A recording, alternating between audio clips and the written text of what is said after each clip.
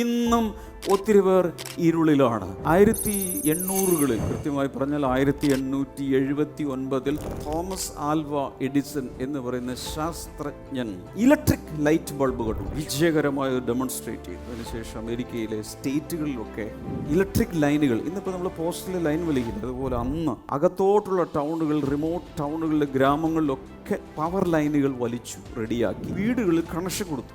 Connection കിട്ടിയിട്ടും ആദ്യകാലങ്ങളിൽ സ്ഥലങ്ങളിലുള്ള ആളുകൾ ഇരുട്ടത്തിരുന്നു, ക്യാൻഡിൽ ലൈറ്റ് തെളിയിച്ചിരുന്നു, മെഴുകുതിരിയും വെച്ചു. എന്താ കാര്യം എന്നറിയുമോ? അവർക്ക് എങ്ങനെയാണ് ഇത് ആക്സസ് ചെയ്യേണ്ടതെന്ന് അറിയില്ല. പെന്തക്കോസ്ത് നാളിൽ പരിശുദ്ധാത്മാവിൻ്റെ ശക്തി ഭൂമിയിലേക്ക് ഇറങ്ങി വന്നു.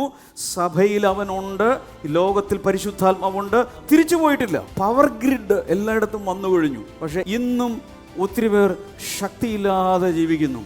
ഇന്നും ഒത്തിരി വിശ്വാസികൾ ബലഹീനരാണ്, ശക്തിയില്ല. എന്തുകൊണ്ട്?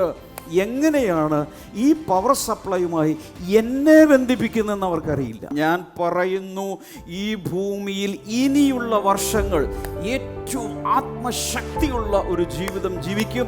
പിശാചെന്ന് പറയുമ്പോൾ ഓടുകയല്ല, പിശാചിനെ നീ ഓടിക്കും.